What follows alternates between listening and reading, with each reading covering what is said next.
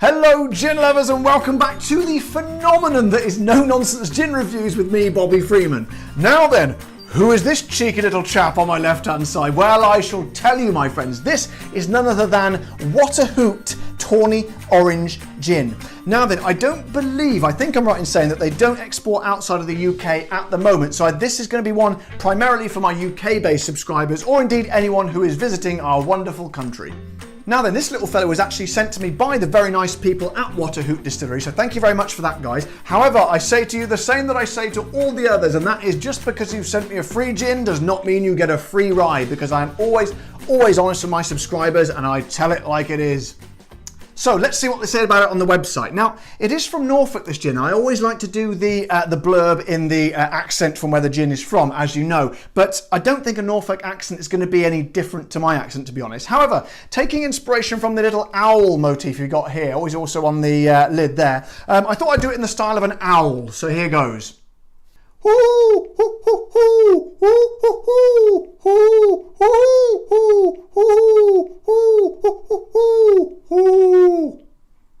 Which roughly translates as hand distilled in Flitcham in Norfolk on the edge of the Sandringham estate. WhataHoot Tawny Orange Gin is a full strength hand distilled premium gin, blending a secret recipe of botanicals balanced with the zestiest oranges to create a delicious gin with a zingy twist made with real fruit. WhataHoot never provide a perfect serve. Now this is interesting, I like this. We can make suggestions but actively encourage you to create your own hoot by pairing it with a mixer and garnish of your choice. Hashtag what's your hoot. Now this is good because you do get a lot of people these days saying, oh, you can't put that in the gin, you can't put that in the gin, put that one in, no, swap that over, don't mix that with that, oh no, you've ruined it, oh shut up, seriously, I'll put what I want in my gin.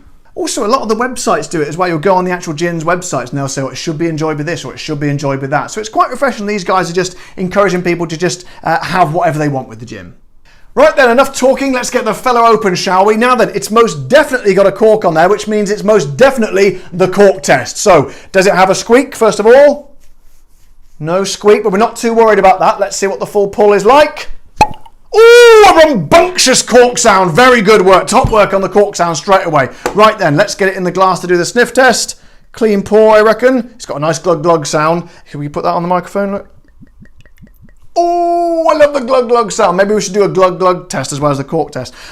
Something to think about in the future. Right then, let's have a sniff of the old fella, shall we? So, I'm going to go out on a limb here and say it's probably going to smell pretty heavily of oranges, seeing as though it is a Tawny Orange Gin. So, I tell you what, I have to admit something here. So here on No Nonsense Gin Reviews, I was going to say we then, but it's just me in my kitchen. I love an orange gin. I think orange is probably the best flavour that works in conjunction with a gin. You've got loads of orange gins out there. This has got quite a lot of competition actually. You've got your Tanqueray, your Malfi, your Whitley Neal, the Beefeater even got in on the act. But it's amazing how each and every one of them I've tried has been very, very different. And that is worlds apart from anything I've sniffed so far. I know I don't go on too much about the smell, but there's a real kind of, it's got obviously the zestiness of the orange, but there's a real kind of rumbling earthiness to it as well, which kind of gives it a lovely sort of foundation. And oh God, it smells very, very, if it tastes anything as good as it smells, I'm going to be very, very pleased. So let's not fanny around anymore. Let's get the old tonic in, shall we? Now, I've poured quite a lot there, haven't I? So it's probably going to be quite strong, this one, but never mind. I might have to use the remainder of my tonic there. Right then, here we go. WhataHoot Tawny Orange Gin. Cheers.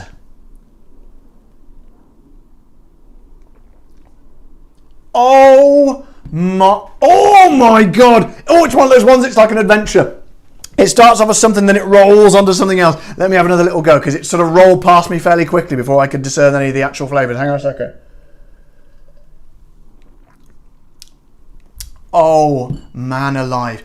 Isn't it amazing? I told you, every single orange gin I've tried has been very, very different, and this is no exception. Wow. I would say it's probably one of the most complex in that there's a lot going on in there. One of the most complex orange gins, probably the most complex orange gin I've tried.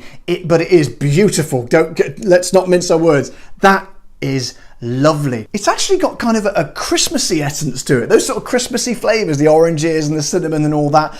It's got a bit of that going on in there, which, you know, it's always fine by me, particularly as it's December now. I don't know why I looked at my watch.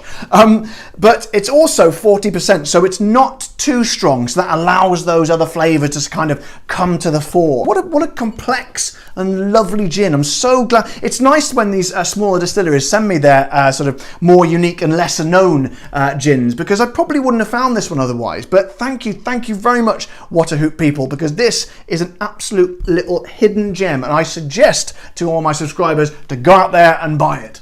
Also, the price for an independent small distillery like this is actually really good. It's £29.99, which is 1 penny underneath that £30 threshold that I don't like to pay over. Now you might say, well, why are you so happy with that price? Because it's right at the top end of what you recommend to pay. Well, as I've said in a few previous videos, for these small independent distilleries, to make any money, they do actually have to charge a bit more. And it's not uncommon for them to charge around 35, maybe 6, 7, or up to £40. And as I've said before, I am kind of happy to pay that to support these new guys coming through. So to get this at under £30 for a small distillery, as I say, is absolutely brilliant. So top marks, WhataHoot. I am very impressed with that.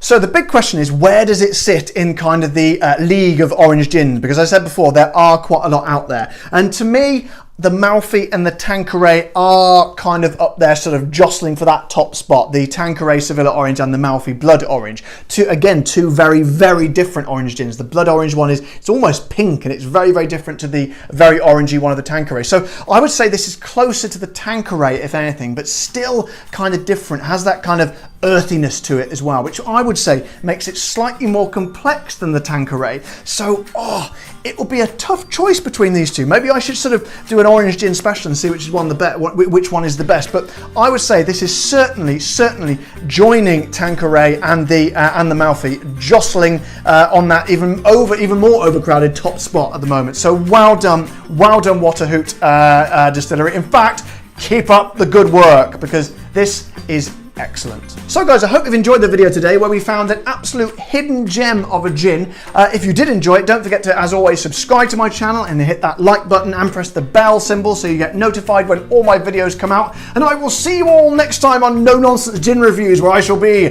Bobby Freeman. Thank you very much. Bye bye.